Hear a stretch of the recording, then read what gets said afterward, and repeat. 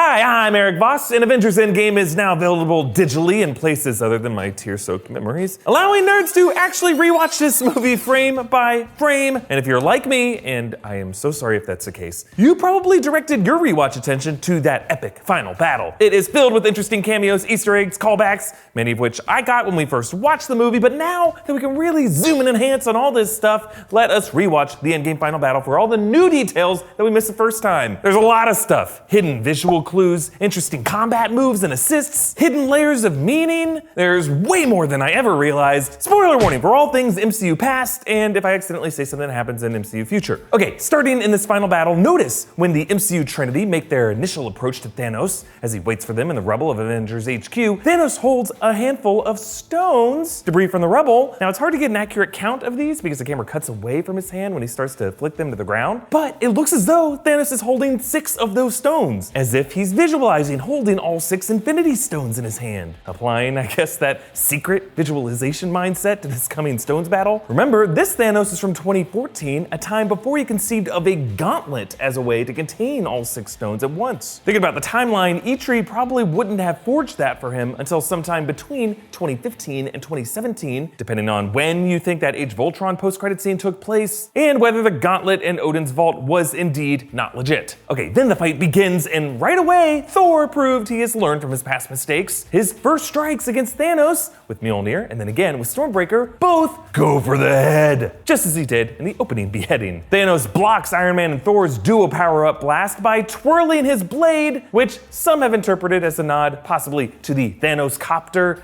That was the goofy yellow helicopter that Thanos flew in a 1979 Spider-Man comic. It was turned into a toy by Mattel and kind of a meme. Fans have been petitioning for it to appear in the MCU. This apparently is the closest we'll get, and we will take it. Another interesting detail to point out about this 3-on-1 fight is how it displays the relative strength between the Avengers. Like when Thanos hits Cap, Cap goes flying, but when Thanos hits Thor, a god, Thor takes a hit, but mostly absorbs it. Maybe it's all that insulation. Now, one of the more interesting moments we've been wondering about occurred right before the big Cap-wielding Mjolnir moment. Thanos is fighting Thor. Thor summons Stormbreaker, but Thanos intercepts it. He swings it upward and then pushes it closer and closer into Thor's chest. Now, this is a callback to Thor doing this to Thanos in Infinity War, but also it somewhat suggests that Thanos might be worthy of Stormbreaker and Mjolnir. Now, that's just a theory. I would say it's possible that Thanos just might be redirecting the battle axe's kinetic energy just a bit, rather than like lifting it. Also, we should say that most of the deeds that Thanos commits to prove his worth, so to speak, applied to the Thanos of Infinity War, the 2018 Thanos, not this Thanos, who is younger, from 2014, and less of an eco-terrorist seeking balance than a straight-up genocidal fatalist seeking to burn everything. So even if there is a version of Thanos who is worthy, I don't think this moment proves this Thanos to be so. Meanwhile, just to be clear, Cap lifting Mjolnir was intended to establish him as always worthy. When Thor says,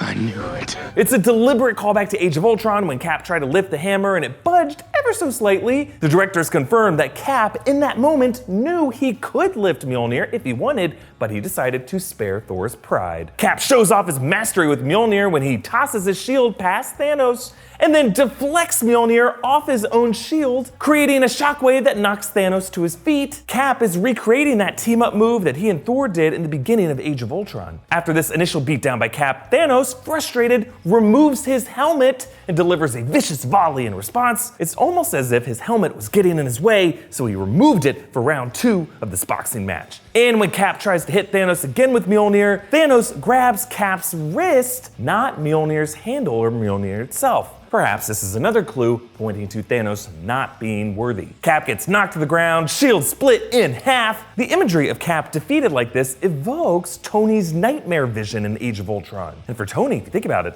this darkest moment shows that nightmare coming true. Natasha's death, the return of Leviathans. The directors are returning to that imagery to make us feel complete despair here. Now, while all this is going on underground, a few interesting new details have emerged. As the other Avengers get their bearings in the rubble, Ant-Man radios to Hulk, Rhodey, and Rocket, and behind Scott is actually Rhodey's new red-lined War Machine armor. Rhodey shows up wearing this later in the battle, but here they established how Scott was able to get Rhodey in this new armor so quickly. And when Hawkeye's getting stalked by the crawling Outriders in the tunnel, he fires an arrow that lights up the tunnel, reveals them. It's a bit of a nod to that shot in Aliens, which is is a favorite of the Russos. It got referenced in Infinity War when Hicks shines a light into the darkness and dozens of crawling xenomorphs are there. Now the battle reaches its climactic turning point when Doctor Strange and the Sorcerers portal in the heroes and warriors from across the universe, including the Ravagers and Howard the Duck. Actually, Kraglin with Yondu's Yaka Arrow headpiece was supposed to be among them, but removed from the film. And the portal through which the Ravagers and Howard the Duck arrive, if you look closely at that background,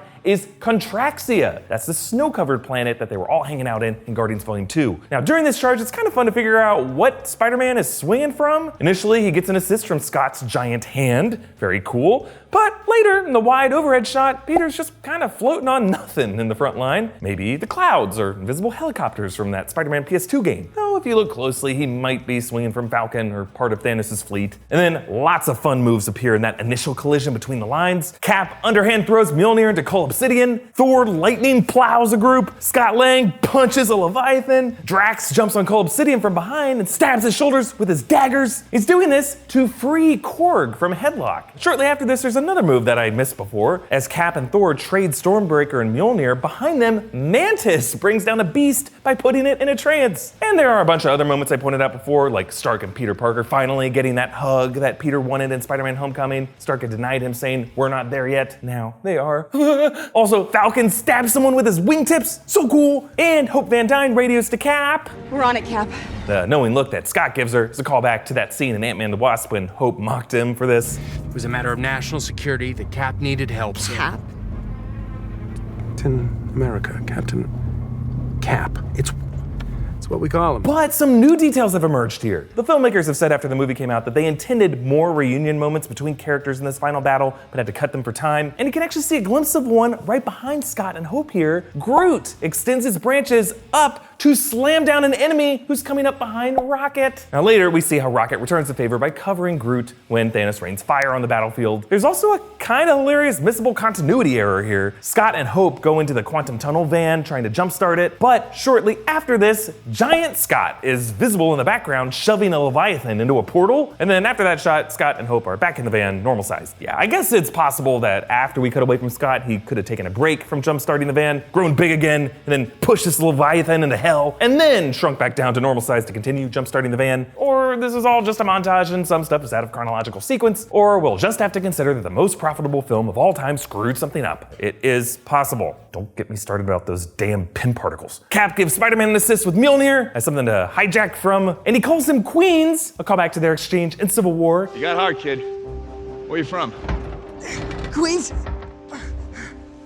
Brooklyn. And during the final charge with the female heroes, Okoye is the one to impale Corvus Glaive, perhaps giving her some closure after Corvus killed many of the Dora Milaje guards in the Battle of Wakanda. And during Thanos' melee with Captain Marvel, Thanos rips the Power Stone out of the gauntlet and punches her with it. The purple energy consumes his hand and arm, just like it did with Peter Quill and the others in the first Guardians movie. But unlike those others, Thanos is strong enough to wield the stone in his bare hand alone. And then the moment our hearts stopped, Thanos nearly snaps. But listen closely to the music. That music sting there is actually the same music that we heard all the way back in the first Avengers, the similarly heart-stopping moment that Iron Man flew the nuke through the portal. Come on, Stark. Composer Alan Silvestri resamples this dramatic leitmotif to bring us back to that feeling of nearly losing everything, but saved at the last second by Papa Tony. Thanos' forces dust away, and it's a kind of creepy, cathartic parallel to the tragic ending of Infinity War. Like a Leviathan dusts away right as it chomps down on Rocket, and it releases a haunting scream. And I pointed this out before, but the way each of Thanos' Black Order dusts away reflects some of the Avengers dust moments. Ebony Maw dusts as he limps up to Thanos, clutching his chest, just as Peter Parker did on Titan. And Proxima Midnight dusts away with husband Corvus Glaive in her arms, posed the exact same way Scarlet Witch was with Vision in Wakanda. Just kidding, I feel nothing.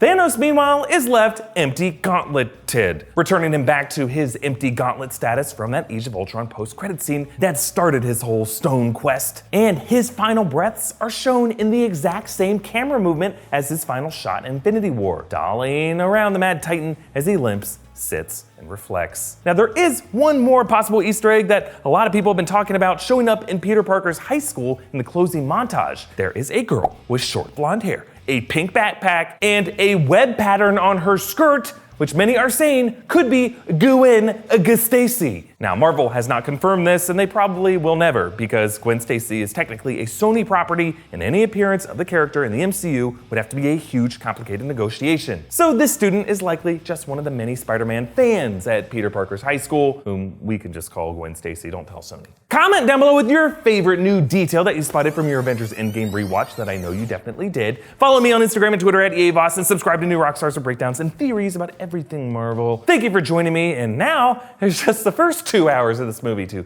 rewatch frame by frame. Kill me.